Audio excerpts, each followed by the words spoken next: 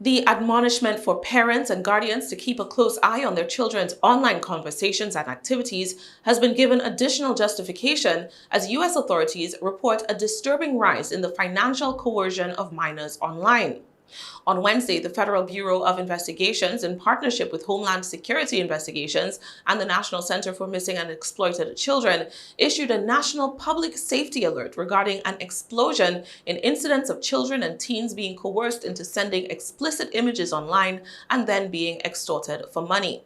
One victim shared her story of being blackmailed for more and more compromising photos in 2009 when she was just 14 years old. I just remember getting this message that the subject line said something about naked pictures and that he has of me. I ignored it. I didn't know who he was. I didn't want to answer it or even open it up. It was never me believing that he was some charming 16-year-old older boy or something that I could be talking to make a relationship out of. It was never like that. It was pure business, it felt like. It was an exchange.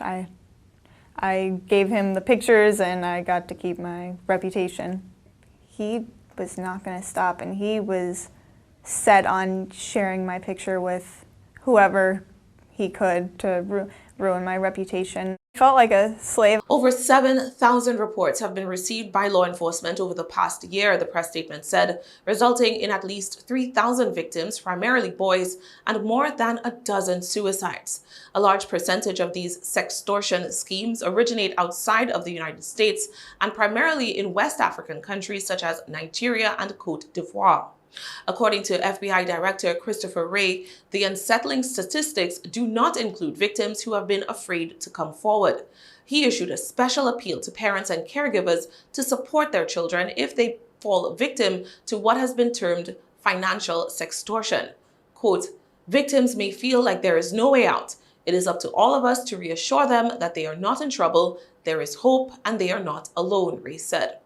The federal law enforcement agencies said these extortion schemes occur in online environments where young people feel most comfortable, using common social media platforms, for example, or gaming sites or video chat applications that feel familiar and safe. On those platforms, online predators often use fake female accounts and target minor males, often between 14 and 17 years old, but the FBI has interviewed victims as young as 10. Through deception, predators convince the young person to produce an explicit video or photograph. Once predators acquire the images, they threaten to release the compromising material unless the victim sends money or gift cards, the FBI says. Often, the predators demand payment through a variety of peer-to-peer payment applications. In many cases, however, predators release the images even if payments are made. The shame, fear, and confusion that victims feel when they are caught in this cycle often prevents them from asking for help or reporting the abuse.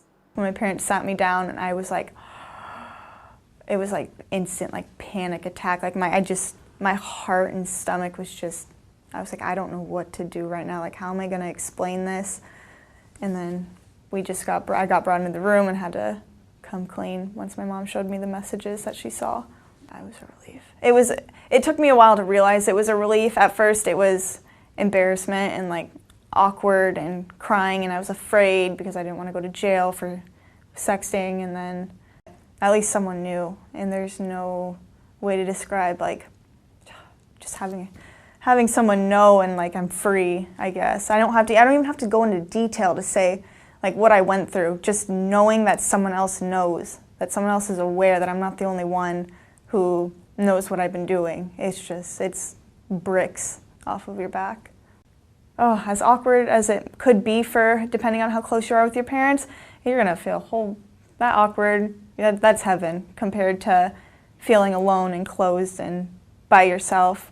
Quote, "This is a growing crisis, and we've seen sextortion completely devastate children and families," said Michelle DeLon, CEO of the National Center for Missing and Exploited Children.